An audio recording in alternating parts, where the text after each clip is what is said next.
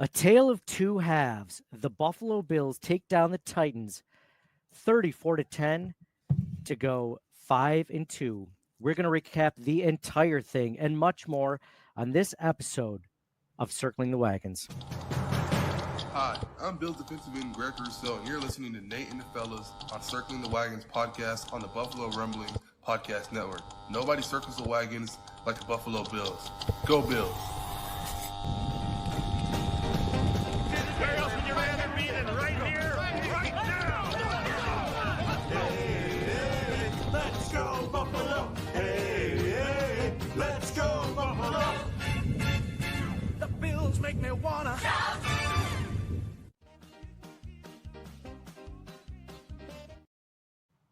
What is up, Bills Mafia? Welcome to this recap episode of Circling the Wagons, a Bills Mafia podcast. I am your host, Nate, guys. Thank you so much for joining us. We are going to discuss the Bills' takedown of the Titans 34-10.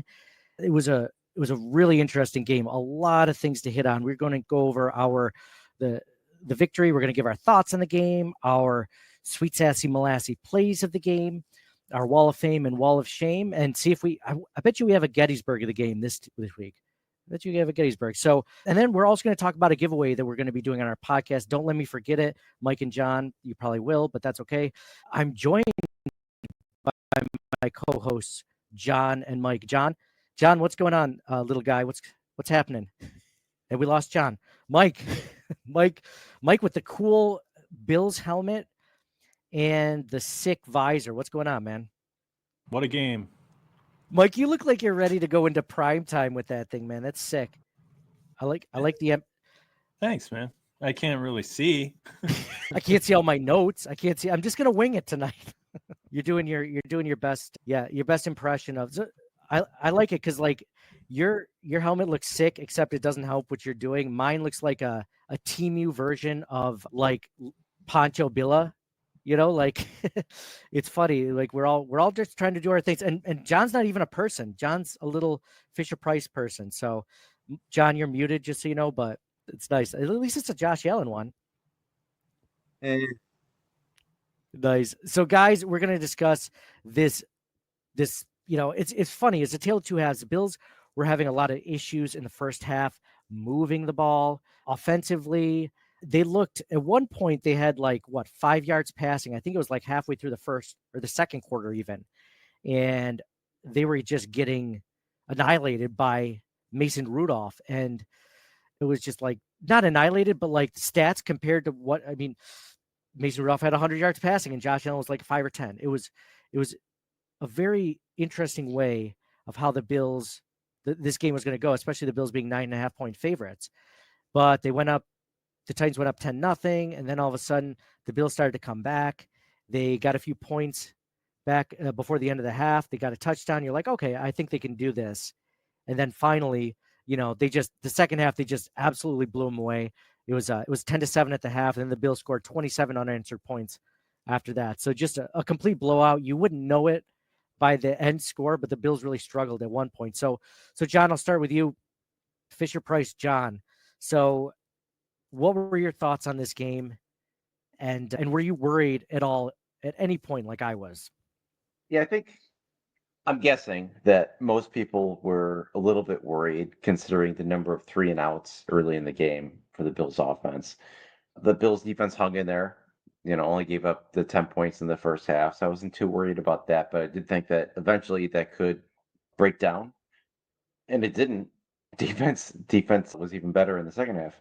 So it was good to see the offense come alive in the second half. A lot of things went right in the second half. But no, I was definitely a little bit worried. But I knew we were the better team. And I know this has happened before, like with the Arizona game. We started off slow. So I don't know. It ended up being really good. Yeah, I was with you, John. There were 3-and-outs, right, to start the game. And especially when that Amari Cooper, the first pass to Amari Cooper, his first target as a Buffalo Bill right after the trade. We're all pumped. We're all psyched. We're like, this is Amari Cooper. 3rd and 1. The pass goes right to him. He's open, hits him right in the hands and drops. And you're just like, what? What is what's going on here, guys? Like this is not the way I started. And then they kept struggling, and you just were wondering. I mean, I go through these spirals of not depression, but like these spirals of like, man, like is Joe Brady the right, offensive coordinator? How come the Bills are struggling so much? This and that. And yeah, they pulled it together quickly and efficiently. Mike, Why is it at the half though that it takes like Mason Rudolph looked like an all-pro with the screen plays, the dump off to the tight end, like and then to have it flip so dramatically at the half, like the adjustment that McDermott is making. Maybe he's a mastermind, but how do we get it to happen sooner? I guess. why do we have to wait until the halfway through the game to start playing really good football? That's an excellent question. Mike, I have a question for you. How come the Bills can't defend a screen pass? And how come they can't execute a screen pass on offense? It's like both. It's like a foreign concept on both sides. It's like this has never happened before, right? And it's like Mason Rudolph is like the Patrick Mahomes of screen passes in the beginning. Like, oh, Greg Rousseau's about to take him down. Like, nope, flip to the tight end. Oh, Greg Rousseau's about to take him down. Oh, and the tight end's covered. Oh, he's just going to flip it to Tony Pollard for 15 yards. They finally started to sniff it down. But yeah, it would be nice. But the Bills' ineptitude on third down carried over from previous weeks too. It's like when the Titans would get to third and long, you're like, huh, they got it. If it's third and 4 and under, you're like, okay, we're going to get a stop. But when it's 3rd and 9, 3rd and 10, you're like, nah, just give it to them. Start over. Incredible. That never fails. I don't know if you saw the meme I posted, but it was like the picture of, I don't know if you've seen that meme. It's like a reel of that guy. I believe he's like Indian, and he's like holding like this vest, and all of a sudden like his like coat comes off, and then you realize he has no arms like on it. It's just like this big reveal, right? And I put basically like this is what the Bills offense is, the third and long defense is. This is how they're reacting to anytime. Come on, guys, it'd be really nice if we got to stop here. And the third and long defense is just like, we can't. We have no arms. We just can't do this. So, yeah, I mean, hey, credit to them for picking up. The only thing that scares me about that sort of game planning is that what happens if you play a really good team and not a 1-4 team like the Titans, and they get up early, like the Ravens did, and they're up. But then again, the Bills came back, and the Texans. I don't know. It'd be nice to start. I'd say I'm not going to go wall of fame, wall of shame, but I have some thoughts about that as far as that goes. What'd you think about? John, I'll throw it over to you. What did you think about Josh Allen's performance today overall? 7th straight game. The Bills have played 7 games, 7th straight game without 1 interception yet. What did you think about his performance? All right, it's not coming in. Oh, we tried to help you, but we're going to have to move on. John's like, I'll make up for it now. Dude, I guess the question is how much do you attribute to just a natural regression to the mean, right? Like he gets killed last year with too many interceptions, some of which are his fault, and he's got to take better care of the ball, but a lot were not his fault. And this year he has, and he has admitted this, gotten lucky on some. So I think it's just the sample size is always too small when we're talking 3, 4, 5, 6 games. Like he's getting lucky on some, but made more of a concerted effort, sure. Do you think that there's going to be a regression to the mean in the second half of the season where he just starts throwing picks like crazy and we're pulling our hair out? What's our sample size? You're more the mathematician than me. Is it a whole season? So yeah. He got screwed last year. Maybe this year he doesn't, knock on wood, it doesn't catch up to him this year. I like how I'm trying to get into my phone to look up Josh Allen's stats, and my phone can't do Face ID because I have this Lucha Libre Bills hat on. It's just like, I don't trust you. You look like you could be a VP. Okay, so career stats. So Josh Allen normally throws. So last year he threw 18 interceptions. The year before that, 14. The year before that, 15. He's never really thrown more than 20 interceptions. And you're talking about a guy that consistently throws over 30 touchdowns, 35 touchdowns. So if it's going to be a regression to the mean in this season, and he's going to throw more like, 14, 15 interceptions. What do we have? 7 games in. We have 10 games left. So you're talking. No, I disagree with the premise. I think last year was an outlier. Oh, last year, him throwing 18 interceptions. Gotcha. Yes. Which isn't that bad. It's only a couple more than the year before that. He had 18 in 2023. He had 14 in 2022. and he had 15 in 2021. So you're not talking like he doubled it. Like he didn't pull a Jameis Winston. Remember, Jameis Winston had like 30 touchdowns and 30 interceptions, like a few years ago as the Bucs quarterback. That's not that kind of season for Josh Allen either. But then you have to figure too, like the knowledge is cumulative, right? Being able to read the defenses, and like one would hope as he gets smarter or more experienced to cut down on some of those mistakes. Yeah, absolutely. Absolutely. This was the highest yardage game that this is the first 300-yard game Josh Allen has thrown for this whole season, 323 yards. So actually, let's do it. Let's go into stats of the game. Well, do you attribute that to Coleman or Cooper? Coleman's performance, but Cooper opening it up. What if I just blow your freaking mind and I say I attribute it to Stephon Diggs? And the fact that Stephon Diggs is not there right now, so he doesn't feel like he has to force the ball. Yeah, but Diggs hasn't been there all season. Yeah, and that's when he's been doing well all season, and he hasn't thrown an interception. That's my point. Oh, that's kind of a non sequitur, what we were talking about. Okay. What do you mean? What I might have missed it. No, it's my ADHD. I sorry. can't. It's not my fault. Oh, why was I such a jerk? Complete dick, but go ahead. I'm drawing I'm attributing the cause to Cooper. Okay, now we have Amari Cooper. Now it's going to open up Keon Coleman, and this I'm attributing. Oh, you mean just the success of today? Oh yes. Oh, sorry for the 300-yard game. Gotcha. Mm-hmm. Yeah. Okay. What we were talking about immediately prior to what. Yeah. I'm sorry. Yeah. Finally into it. 3 minutes later, I get you. I get the point you were making. And no, that's a terrible point. No, that makes complete sense. I mean, if the defense actually has to make sure that they lock down one receiver, or that they have to roll coverage to one specific really good receiver, then it leaves things open for Keon Coleman to have a 100+ yard game, and leaves things open for Khalil Shakir to have 7 out of 7 targets. Absolutely. I agree 100%. So you're saying it's not so much like a very big surprise to you that he's passed for the most yardage he ever did after the Amari Cooper trade, because Amari Cooper is now here. Even if Amari Cooper wasn't the main reason why, and he was the second leading receiver, just barely, it opened things up for other wide receivers for once. That is right. Okay, yeah, I'm with you, man. I agree. But to play devil's advocate, you love playing devil's advocate. Go ahead.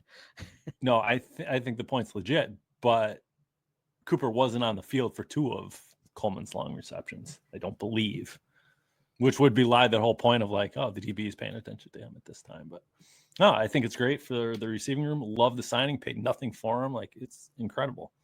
It's a 1-year rental essentially, and that's fine with me. The guy's not used to Deshaun Watson and the Browns, and I think if the Bills can make a run into the playoffs, like maybe if he's a 10-year vet, like it's got to be totally different actually playing for something.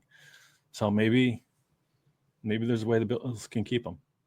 Yeah. I mean, I don't want to get that far because there's a lot of things that have to happen. But yeah, if he plays well and the Bills like him, why wouldn't they re-sign him? They'll have the cap space next year finally, after the Diggs dead cap, goes through this year and all that stuff. So yeah, agreed 100%.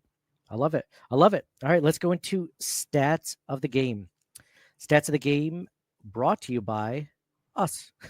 I'm so used to saying brought to you by Josh Allen, 21 for 33, 323 yards, 2 touchdowns. Leading rusher, Ray Davis. Now, this is interesting. Ray Davis had 41 yards on 5 carries and 1 touchdown. He was 8.2 yards per carry. James Cook, 12 carries for 32 yards, 1 touchdown, 2.7 yards per carry. So like 3 times as many yards per carry on, less than half as many carries. John, you are a James Cook proponent. You have been a fan of his ever since the Bills drafted him. Let James Cook, Captain Cook. Do you think that that's just the way that the game plan went, and it's just luck that Ray Davis outplayed James Cook in that level, or do you think there's something here? I like all 3 of their backs. I think Cook, Davis, and Ty Johnson are all very good. So whoever, if one's doing better one game than the other, to me, it doesn't matter. I think they're all great. Yeah, I think they complement each other well. I wasn't trying to be like, or to imply that one is better than the other. But I think there's something to be said about the way that, they play, the different play styles. And I think when one is doing better than the other or something like that, then I think that it behooves them to change it up, because Ray Davis is not the same running back as James Cook. And James Cook looked good early and then just kind of dropped off a little bit with the way it was going. So I like the way that it's been going, but the way that they've been utilizing both of them, and both of them in the pass game, I'm a fan of Ray Davis. John, you were so pissed off when the Bills drafted Ray Davis in the 4th round. I think it had to do with the fact that he came from a really, sad story, and you don't like to hear those sad stories that often. So you kind of held that against him, but how are you feeling about the pick now? And are you glad that they took him? I wasn't that upset about it because it was 4th round pick. If it was in the top 3 rounds, I would have been upset. Well, what's funny is when we were talking about this, because I think we wanted another wide receiver on the board. We're like, hey, that you could take a wide receiver in the 4th round again. That might have been part of it too. Yeah. Yeah. You're the only person in America that does not like an underdog story. You're like a front runner. Well, yeah. Yeah. No, I mean, the fat cats get richer. I don't corporate welfare in underdog story, but the thing is, like, it almost seems scripted, like to a degree. Like you watch like a whatever show, Voice or American. What show are you talking about? There's always like a story behind every person. It's like everybody can't have a story. What if it's just a regular dude? Always trying to keep the little guy down. So the fact that Ray Davis had like 12 brothers and sisters, he was in like so many different foster homes. There was one point where he I believe the story went that he had 2 other brothers and sisters, so the foster family couldn't take 3, so he let his 2 other brothers and sisters go with that family. And like, what an amazing story! And John's I like, might be with John. I might be like, does the kid get the pick? Well, I don't know if the kid truly gets the pick. That's a good question. I've never been a foster parent. I'd have to see. Like, either way, though, it does. John, are you just fed up because of the draft always shows like a lot of sad stories? Or it's like the Olympics where they show those like everyone came from nothing. They don't talk about the guy who's like came from like families that had 2 parents that were doctors and like went to an Ivy League school or something like that. Like that's and the stories themselves. It's just that it seems like every pick has a story, and I don't know how to explain it. When they talk about Josh Allen being a farmer, everyone assumes that like he's on the farm farming. I bet you he wasn't the one doing that if I had to guess.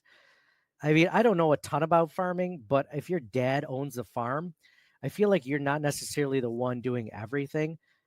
Mike, we have a friend who's a farmer, and we're going to talk about the hay story, okay? Baling hay.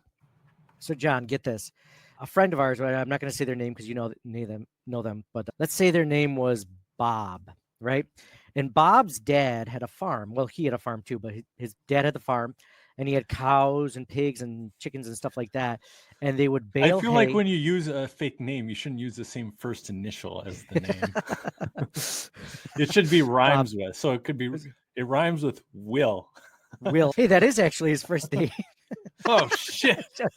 Dude, you totally outed Will on this one. He's going to be so pissed.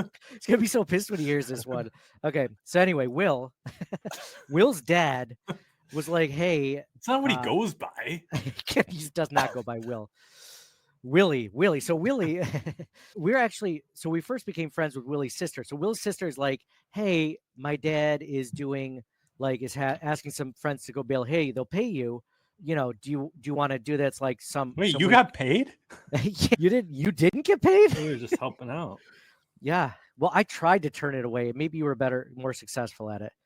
Maybe you just have a better tolerance for less money than I do. So it's like, what's the hottest time of the year? Mid-July, right? Whatever the hottest time of the year is when we went there, right? So it was, we might have even been 9 a.m, already 80 degrees, already like we're in a t-shirt. I didn't understand about sweat wicking shirts back then. So I'm wearing a cotton t-shirt, probably a baggy cotton t-shirt. I sweat through it within the first 20 minutes or so. And the thing about baling hay is that like I don't know why I'm getting into it, but like the story is essentially that Will was there too, and Will was doing the mowing of the hay. And as Will was getting off the tractor mowing the hay so that we could start baling it, be like, so he said to his dad, "Oh, is Will coming over here too?" And Mike, what did Will's dad say? He's allergic. He can't bale hay. He's allergic to hay. Be like, well, nobody asked if I was allergic to hay when I accepted this position. So then we baled hay. And needless to say, Will's dad wasn't one baling hay. Will wasn't baling hay. So when I think about Josh Allen, it's awesome that he came from like humble beginnings or something, owning a farm. But I think he owns like 1,000 acres, and I guarantee he wasn't the one picking the whatever they do. It's a fruit, grapefruits. No, not grapefruits. I can't remember. But anyway, I don't know how we got into that tangent, but stats of the game. So then we have. I didn't know you got paid, man. I thought we were just helping out. I mean, it wasn't much. I mean, for like what, 4 or 5, 6 hours of work, what do we get? Like $40? What I get, like $40? That's like actually illegal by then, like based on minimum wage laws then. But it was under the table, so we didn't say anything.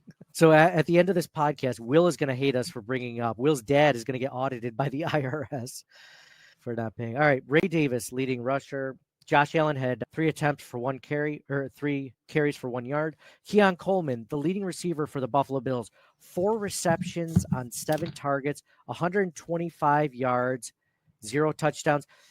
Do we have a nickname for Keon Coleman yet? Keon, what was Dion's? Dion Sanders? Neon Dion? Prime time? Keon Coleman. Like Coleman gas grills, right? Like those camping grills. Keon's, I don't know. I got to think. I'm stroking out. I got to take a couple layers off. You take a couple layers. Turn your mic off for God's sake, though.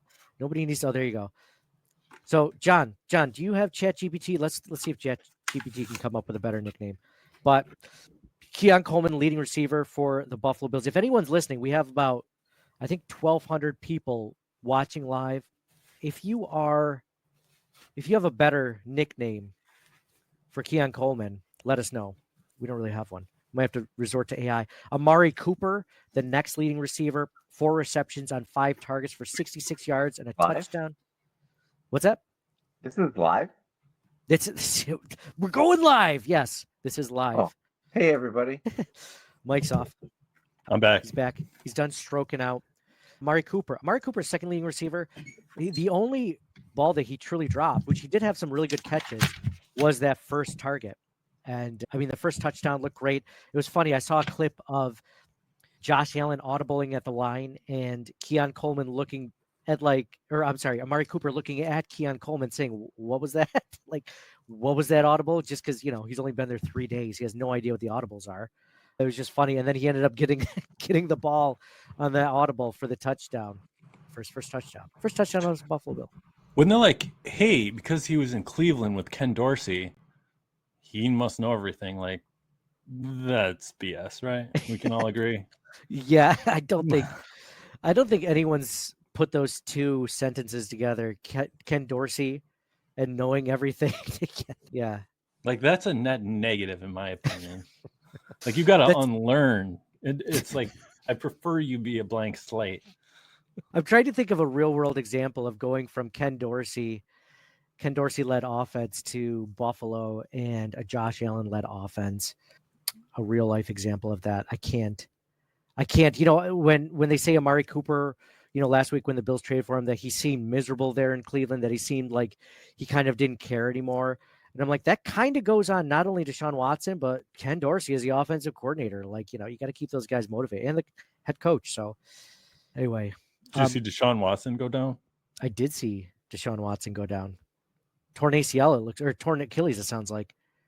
Did you see that the Cleveland Browns fans were cheering it? No. Yeah. Worst contract ever, right? Jeez. Oh, jeez. How happy are all the NFL GMs that just went down in flames so nobody else will ever get a guaranteed, was it $250 million contract? Dude, what is the incentive there if it's absolutely completely guaranteed? You know what that reminds me of? Andrew Jones. Remember the outfielder for the Braves like 20 years ago? Mhm. He got that fully huge guaranteed contract, and then he gained another 80 pounds or something like that. Mhm. Like, yeah, man, I don't even blame him. It's all guaranteed. I'm not saying Deshaun Watson didn't even gain weight. He just stopped trying. Like, what's the? Yeah, I'll study the playbook. I'll work real hard on that. So you're not one really motivated by like an internal. I didn't say I wasn't, or wasn't. But can we be honest? If let's say if this was whatever your job is in real life, if they said you make like $50,000 a year for the next 30 years, or you make 1.5 million and it's all guaranteed, like Motivation would drop off a little, yeah. a little bit. It'd be like you'd be showing up late to work, and like the first few weeks, man, you'd be trying hard. You're like, this money's not going to change me. I'm going to be the same Mike that I've ever been. Try just as hard. And then, 2 weeks later, you show up a little later to work, you leave a little earlier, you take a little bit longer lunch, a few weeks after that, you kind of miss a couple of meetings that you shouldn't be missing. And then all of a sudden, anyways, Khalil Shakir, 7 receptions on 7 targets for 65 yards. Khalil Shakir looked great today. John, you're a Khalil Shakir fan. What do you think of his performance? And I mean, I mentioned this on the post-game podcast episode, which we uploaded to Circling the Wagons podcast feed. I did a quick Twitter Spaces. I love the way Khalil Shakir plays. I love the fact that when he catches the ball, he's never down completely. I mean, he's like, what is it? Khalil Shakir? Yak? I love Khalil Shakir. John, thoughts on Khalil? Here, fan. Love him. 7 receptions, most on the team today. He's very reliable. I don't have to worry about him. I think the receiving weapons in general did really good today. Coleman, obviously. Cooper, aside from the first drop, he did really well. Kincaid and Shakir. I think the player of the game might be Brandon Bead for bringing Cooper in.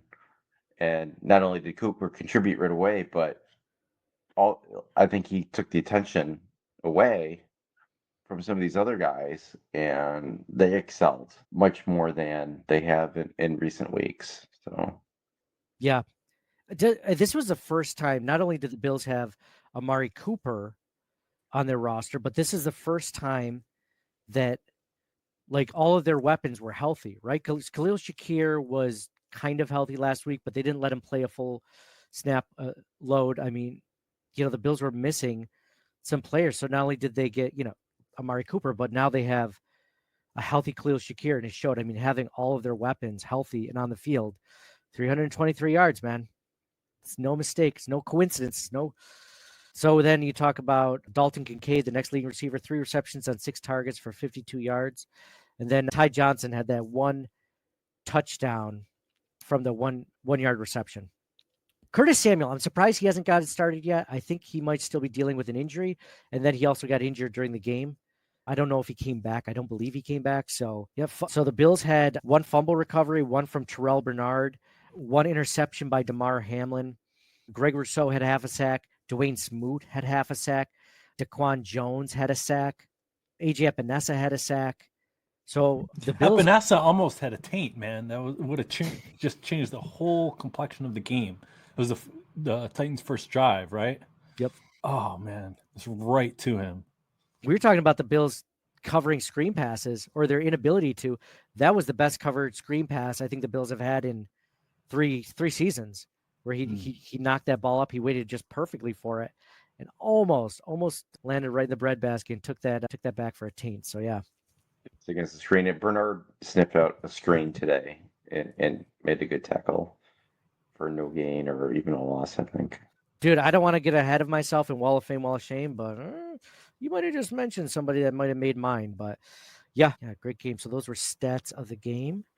Hold on real quick. Let me do one more. Let's see. Some good stats here.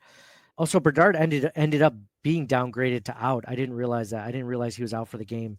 I'm curious to see what ends up next week, if that ankle ends up being too much of an issue that he can't play next week. He's huge on that team. Let's see. Keon Coleman tallied his first 100-yard receiving game, hauled in 2 40-plus yard receptions in the game, raising his season total to 3 touchdowns. The last Bills rookie with multiple 40-plus yard receptions in a season was Gabe Davis in 2020 with 3. Amari Cooper recorded 4 receptions for 66 yards and a touchdown. His touchdown came on his first catch as a Bill, 12-yard pass from Josh Allen. Cooper is the first Bill to have his first reception with the team go for a touchdown since Matt Breida in Week 10 of 2021. Greg Rousseau's totaled 6 tackles, half sack, and 6 QB hits. His 6 QB hits are the most by any player in an NFL game this season. It also marks the most by a Bill in a single game since at least 2006. Wow. 2 shout-outs there. All right. Before we get into Wall of Fame and Wall of Shame, let's go into Sweet Sassy Molassy plays of the game. All right, Sweet Sassy Molassy play of the game. John, I'll start with you first. What was your Sweet Sassy Molassy play of the game? Coleman reception. Was it the Keon Coleman reception that went for like 45 yards or something like that? That were like, yeah, you're right. No, the earlier one that set up The first touchdown?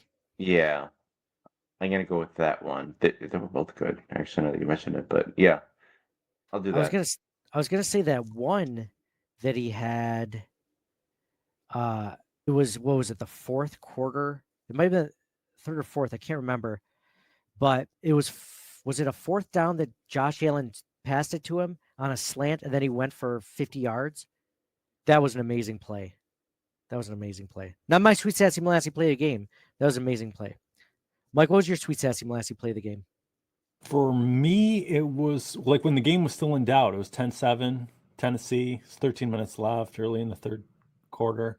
But it was a combination of two, right? The Titans were on their own 40, 3rd and 1. They were stuffed. Pollard was stuffed at the line. And then it became 4th and 2, and I couldn't believe they went for it. And the Bills just stuffed them again right at the line. And that led to the play John was talking about, the Coleman pass, then the Kincaid pass along the sideline, and then ultimately the Cooper touchdown.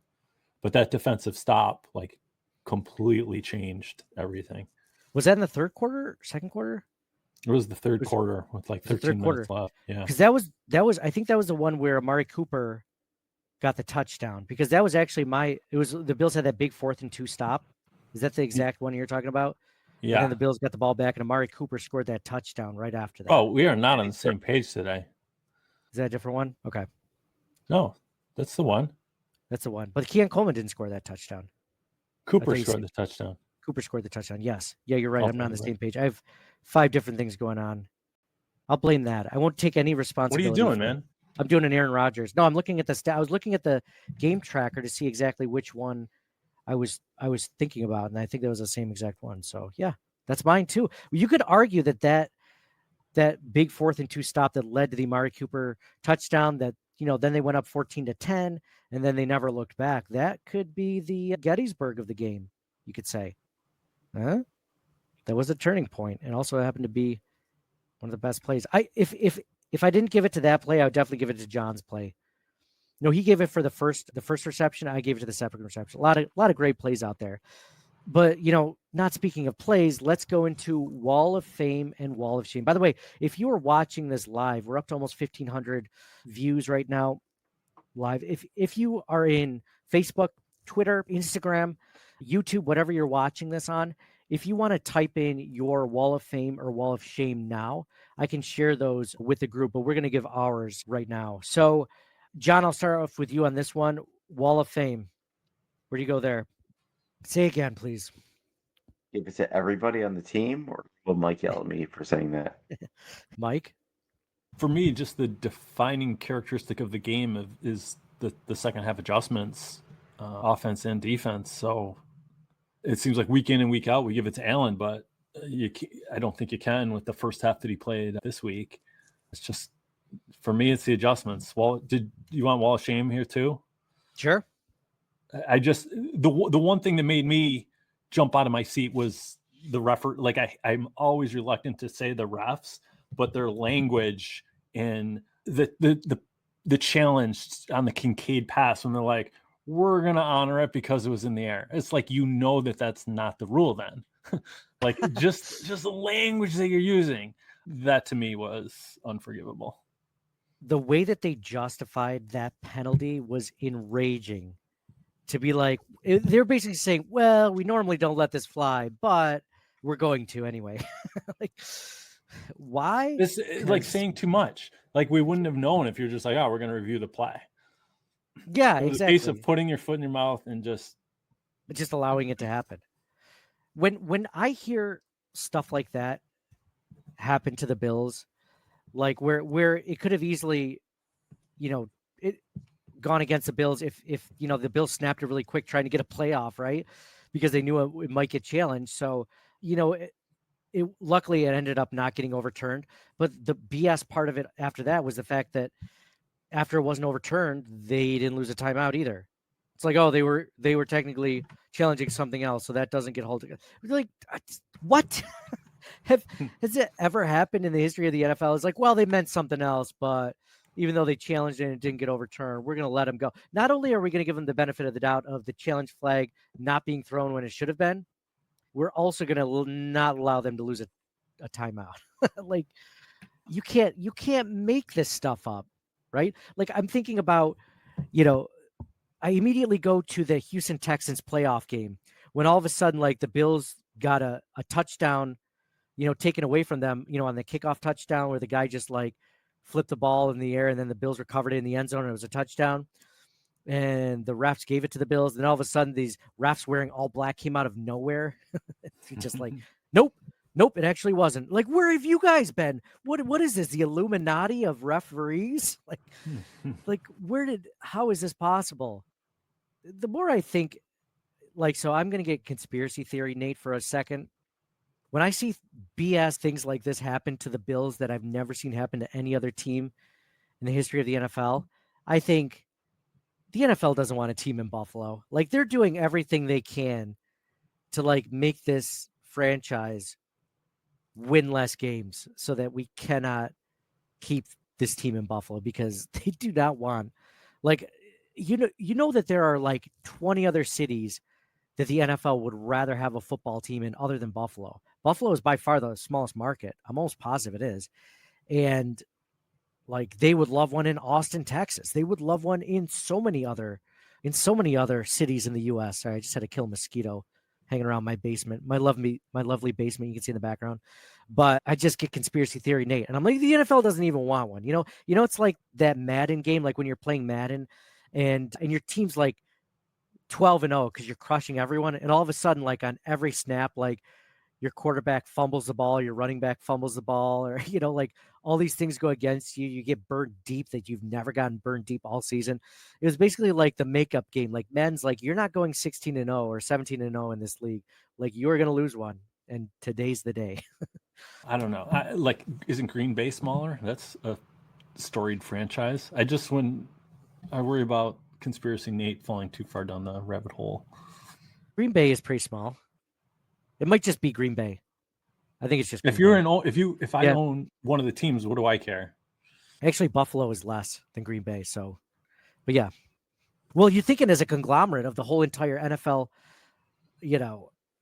If you have a stake in the NFL and you're one of the major owners, why would you want them to stay in Buffalo? Like, you want to make more money. You don't make more money by having it stay in Buffalo, right? You'd have it go to a bigger city. And there's probably 10 to 15 other bigger cities. I mean, there's probably a lot more than that, but you could easily have a franchise and make a lot more money. If I own the team, right? What's that percentage? 1 of 32 if we get Buffalo to go somewhere else. It's so minuscule. Dude, 1 of 32, that's like, let's say their margin for the NFL like goes up another 2%. So it's like, it's a $50 billion industry, right? And another 2%, that's $500 million. No, that's 50 million. No way. I don't know how much it is. I'm Jerry Jones. I'm worried about the Cowboys, and well, he's the GM, so I can't say he's worried about his GM, but he's worried about his team. He's not worried about if that was the case, Green Bay or Buffalo moving. They're always trying to make it bigger and expand, though. They're playing games in Germany, in Mexico, in Brazil, in that's the UK, expanding the entire pie. Yeah, but they want to expand in the US too. Like, they're trying to get more people watching the game, like children, other Put types put of a poll adults. up, man. I don't know. Put a poll up? Okay, fine. Screw it. What do you want me to put a poll up? Does the NFL hate the Bills? I'll put it up there. Guess what? Bro, you know I'll what do it it. reminded me of? You know what it just kind of came to me now. Completely What? unrelated.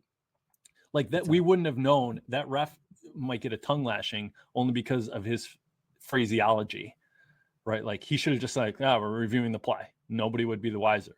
But he tried to do, is he being more transparent? Like that was a terrible decision because now we're crushing it. Remember the time we were like going back a long time, we were out in the woods and we were playing paintball. Yeah. And we were on someone's land. Like, of course, there are no trespassing signs all over. We were on the woods, but somebody came out. We were walking by, and it was like, "Oh, how are you? Good. How are you?" And then we had made it safely past, and then we piped up and we're like, "Oh, is it okay that we're playing paintball?" He's like, "Absolutely not. All we had to do was keep our mouth shut. We're in the clear." That was probably me, wasn't it? Who said that? Was that me or was that someone else in our group? That might have been me. It might have been you. Yeah, sounds like something you do. Right? But like we would never know if that ref hadn't said anything. Yeah, you were also like 14. Like, yeah. No, you can't play. Is it okay that we're hunting deer on your property right now? We're mining for oil and gold. We should have been like, as we walk by saying hi in our wait here, paintball. I'm going to get the police. We should have. He saw us in paintball masks and paintball guns. Just like, hey, you guys aren't playing any paintball on my property, are you? I think the what puts it over. I think we hit all our stuff. So we were smart enough to hide all of our stuff to make it look like we weren't playing paintball, and then you come along and say like, it's cool if we're playing paintball, right? You know, that thing that we were trying to hide from you. Yeah, absolutely. Your example of the hunting deer was that like medieval England, like where they Oh if no, you you hunt can't do on that. like the king's land, they Oh yeah, that too. You can't do that Yeah. too, but you still can't do that now. Like people obviously get. It'd be even funnier if it was back then because they killed you. Oh yeah, You're that's like, oh, it's okay that we are hunting deer on your land, sire. Longshanks. Anyway, so yeah. If he hadn't said anything, if that referee hadn't been like, well, it was in the air, so we're gonna let it, we'd be none the wiser and we would have let it go. So yeah, Christian 15, if you're watching this on YouTube or the streaming, he says, thank you guys for removing the mouth coverings. The sound is so much better. Plus, I'm getting used to the different face coverings. Have fun with it, guys. Love the show. That's Christian. Thanks for watching, listening, being a part of the show. He mentioned last week on that episode that he said there was a little bit more saliva and hearing things. So I heard it the first time with my mask over it. So we got masks that are a little bit easier so you can hear us better while still maintaining anonymity. And yeah, we wanted the saliva for you to hear, Christian, because this is not only a Bills podcast, but an ASMR podcast. You can't tell that, but I put the ASMR in the tag, in the YouTube tags. So those were Wall of Fame, Wall of Shame, Sweet Sassy Lassie, plays of the game. Now let's get into hot takes from Bills Mafia. John, any hot takes from this game, for this win from Bills Mafia, being a Bills Mafia podcast? Official Bills Mafia podcast. Anything about Christian's thing about the mouth coverings? Anything you want to say? I think like we expected to win this game and we did. Yeah, I mean, we're firm control of the division. So, it's really just going for the 1 seed, I guess. You got to hope for the Ravens and Texans and Chiefs to lose some games. But other than that, I mean, we're going to make playoffs. So we're going to get in there and we'll see what happens. Yeah, Dolphins lost again today. The Seahawks are 4-3, so they're not a pushover, but then they play the Dolphins after that, the Colts after that. I mean, nobody truly worries you that much. It's not until the Chiefs play the Bills at Highmark Stadium in week 11 at 4:30. So that'll be the one that really, But again, you're right. This was so not a really hot take there, John. Just saying this is a game we should have won, and we did. So you're right on that one. Not super hot. Okay. So after every game, we post. If you're not following us, please do. We're at CTW Pod on Twitter.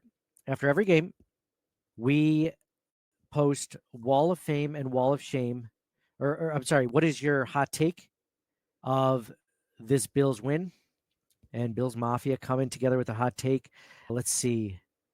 We have, let's start at the bottom. Let's start at the bottom because I was reading some of these on the episode, the Twitter Spaces episode. So if you haven't heard that, please check it out. Zach Moots says this team is crazy.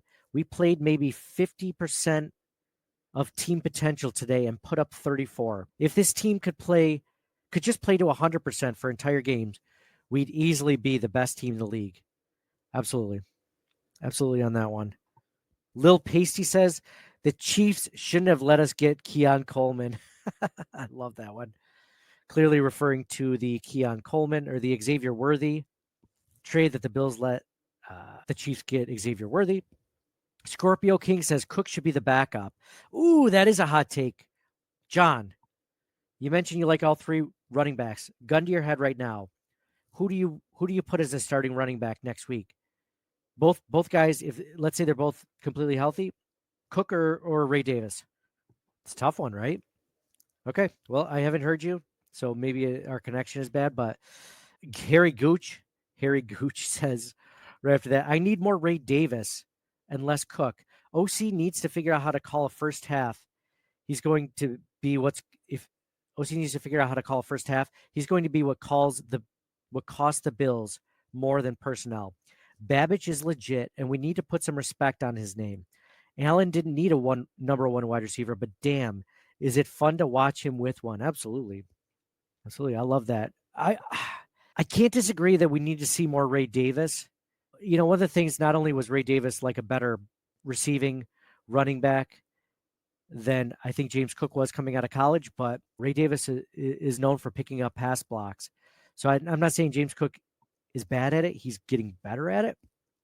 But I think that was one of Ray Davis's fortes. So, I mean, there's not a lot of negatives to Ray Davis over James Cook in that respect, except that it's less likely that Ray Davis will probably break one, right? I mean, that's kind of what it is, because Ray Davis, I think, is better at breaking tackles. He's just not as fast as James Cook. I think he's better with the ball, catching it and stuff like that. So we'll see, man. I think he deserves more snaps for sure. More touches and more snaps. I don't know if I'm ready to say he needs to be the starter over Cook. Kevin Rad says, worst first half team in the league, best second half team in the league. Glad they can make adjustments, but WTF are they doing during the week? Whatever, just keep stacking wins. Yeah, Kev, I'm with you, man. Just keep stacking wins. Jacob Schoberl says, Amari Cooper makes the rest of the receivers better. Yeah, absolutely. He makes the entire team around, or the entire offense around him, better. For now, at least. Well, Big R, our guy Big R says, Wall of Fame, Josh, Keon, and the defense.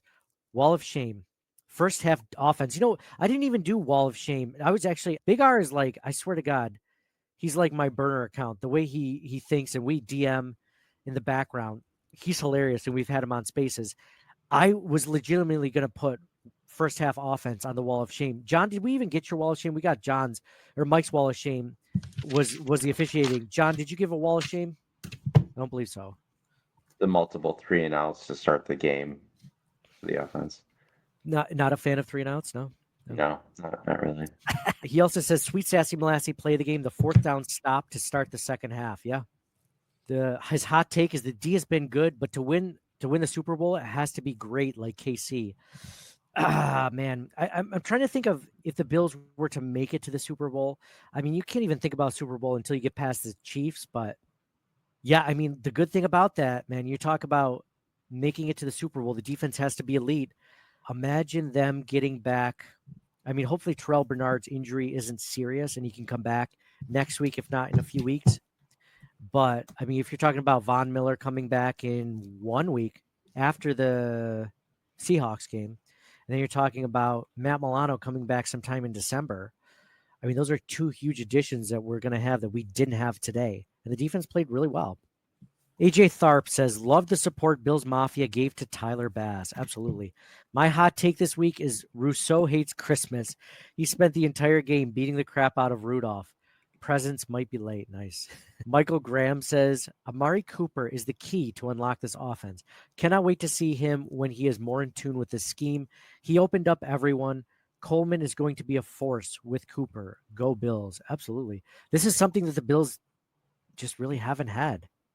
I would say that even when Stephon Diggs was here, he never had a receiver with as much ability as Keon Coleman does. I guess maybe you could say Cole Beasley a little bit. Cole Beasley has had some ability, but I mean, Keon Coleman it's just a different receiver.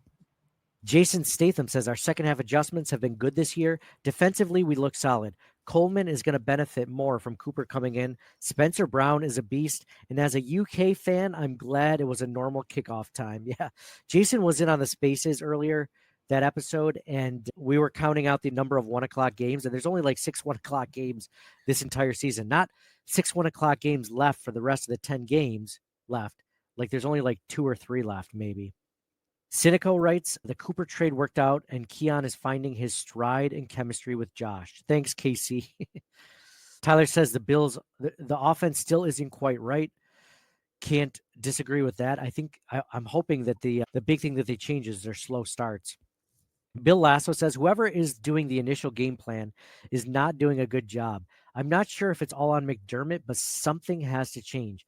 Having Amari is going to open up so much more. Even just from last week, feels like more guys are open. Also, throw out all shotgun handoff plays. Yeah, those needed to die as soon as Brian Dable left because those are garbage. Those are terrible plays. Charles Burns says, Amari Cooper is making a difference. Bass had a good game. The defense stepped up. I think the O-line needs to do more to give Allen and Cook more time and to the receivers. For the love of God, catch the ball. Yeah, there were a few drops today. For sure. Chad Labrie says, slow start in the first quarter, but the offense and defense adjusted and dominated in the second half. Everybody was still eating, even with the addition of Cooper. Great victory and go Bills. See, the key thing for the Bills, everybody eats thing, that whole mantra, which I love, but it's just like it makes it a lot easier for everyone to eat when there's a big dog there, helping out, helping get the food. It's a lot easier to eat. Good brother Mike says, great adjustments at halftime, but we need better starts. Happy with the W. AHL Star 24 says, the offense is still broken. There's a Ferrari in the garage, and we're driving like a Prius. We got away with it today, playing a bad Titans team with Mason Rudolph at quarterback. Won't work against good teams. That's funny. That's funny. It makes me think of that meme. Have you guys ever seen that meme where there's a Ferrari like right next to a trailer?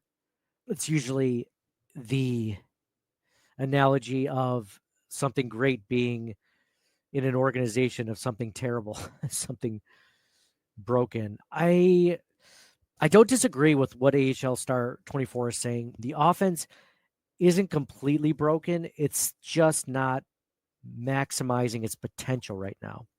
Like if you were to give a Bills like out of 100 of meeting their potential, I'd say they're like 60, 70. And it's only because their second half was as great as it was. I mean, if you're going purely based off the first half, I mean, you're talking like 10 to 15, right? Like it was awful, but then they made up for it. I'm going to make up for it now. And they did. So Mike, we lost you for a minute. Do you have any hot takes from this game before we end this one? Or anything else in general that you want to talk about before we say goodbye? I don't think so. Cool. John, any last thoughts before we end this one? Do you book your tickets yet to New Orleans? John, you talking Super Bowl right now? Stop it. Go. No? Okay. No, you're not. Anybody got any Halloween movie recommendations? Ooh, Hollywood or Halloween movie. We just saw one last night called Ready, Set, Go. It's on Hulu. It's not so much scary as it's more thriller. Ooh. But I mean, it's a horror movie. Where essentially this woman. Don't tell me. I don't like to know. No. I'll give you just the brief plot. You've already said too much. I want to go in completely. There's a blind. woman. You ruined it.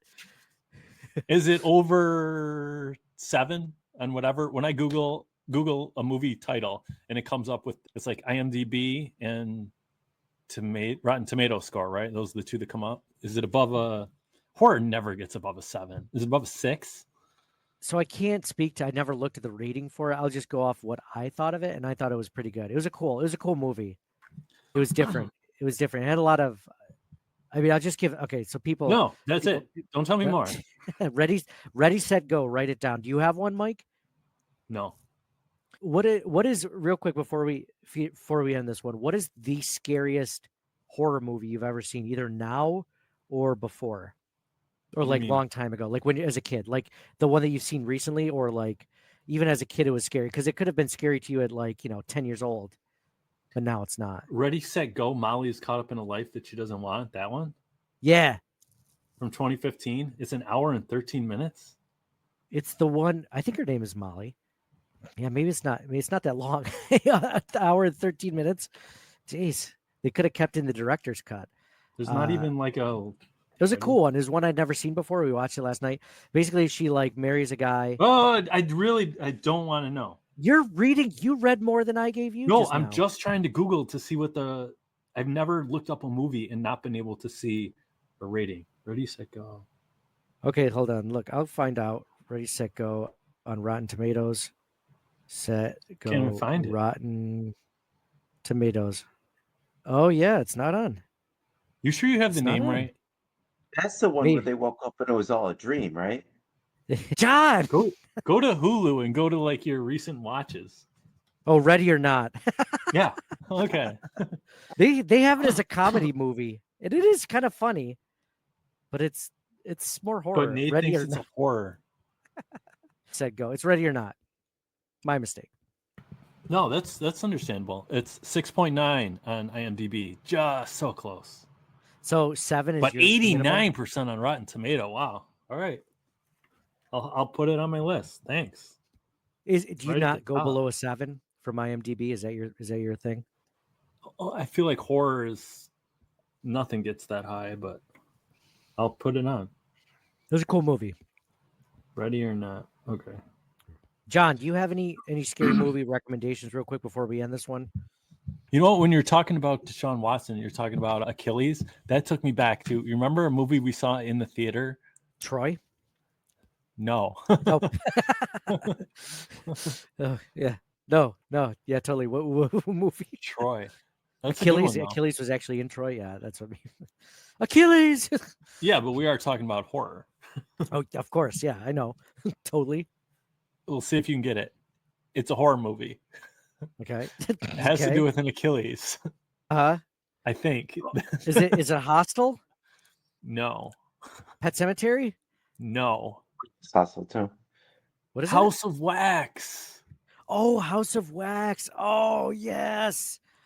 Speaking of Achilles. When the guy's in the room and it's all dark and somebody pops up through the trap door and with the shears and his. Oh, yeah. That's right. Right up. Oh. That was the worst. Then they try to walk on a severed Achilles. Oh, yeah. Dude, nothing gets you like that happened in Pet Cemetery in that movie. The little kid had like a scalpel and he got the old man's Achilles with that one. And then there was in Hostel. I swear to God, they did it in Hostel too. I didn't see Hostel. Dude, there's nothing like, think about all the terrible, awful things that can happen. And I think about the ones that stick with me the most. The Achilles severing is a good one. That's a good one. So, Mike, any scary movies for you, real quick before we end this one? No. There's one of the scariest movies I've ever seen, and still to this day, I think. And I think it's just the paranormal ones scare me more than like Texas Chainsaw Massacre. Like that's a good movie and it's scary at parts, but it's not like I don't think about it after it's done. You know, I'm not worried that there's going to be Scarface, hanging out in my backyard. Mm-hmm. Could be a serial killer. Could be like Ted Bundy, sure. But that Scarface or whatever doesn't scare me. But like movies like Paranormal Activity scare the bejeebus out of me. Because more relatable? Like it's not even. It's not even that it's relatable or that it could happen, that I know that it's happened to anybody or that like I can see it happening, but it's just like that unknown of like a ghost or something that you can't control or face or see. You know what I mean? Like Hmm. that's the We only saw scary. one. Didn't they kind of make it into a franchise where it just kept going? Yes, but that's not even the one that's scary. And of course I completely lose the name of it. It had Ethan Hawke in it, and it basically just means how like sinister something is. It's not sinister though. Or is it sinister? Yes, it's sinister. Another name for how sinister something is. It's called sinister. Like I love the Insidious movies, but like Sinister is just creepy AF, man. Hmm. That's just oof. I would recommend it, but like I don't know if I'll ever watch that movie again because of how creepy it was. You know, Hmm. with the way that things went down, like cult like things like creep me out and stuff like that. So, but yeah, definitely check it out. Conjuring, Yeah. like that was a good one. Like those creepy paranormal. The Ring was a great Mhm. one. Yeah, The Haunting in Connecticut.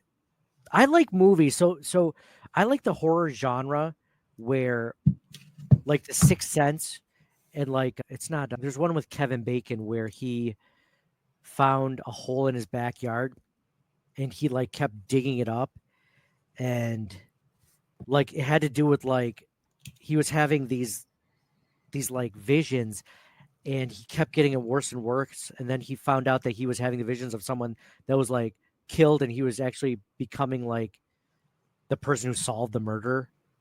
I'm gonna come up with it, but like I like that, like Sixth Sense, stuff like this. Stir of Echoes, that's what it's called. Stir of Echoes. That was a good one. Anyway, we gotta end this one. Thank you guys so much for listening. Appreciate you guys being a part of the show. You know, oh yeah, giveaway real quick. Daryl Talley, signed jersey. Daryl Talley, signed jersey. We're gonna give this away right before the bye. And if you're gonna ask how to get that jersey, leave us a 5-star review on Apple Podcasts, or you can screenshot it and take a clip of it through Spotify or whatever you use it.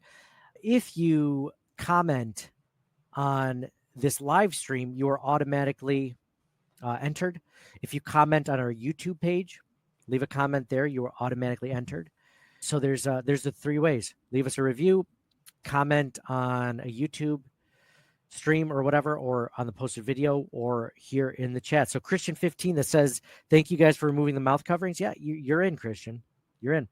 So thank you guys all for listening. Appreciate you guys discussing this huge Bills victory. Great win by the Buffalo Bills. Signing off for John. I see dead people. Let's go. For Mike. Go Bills. Looking forward to next week. And for me, Nate, get your tickets for New Orleans. Like John said, we're going to, great win. We're going to talk Seattle Seahawks next week. And go Bills.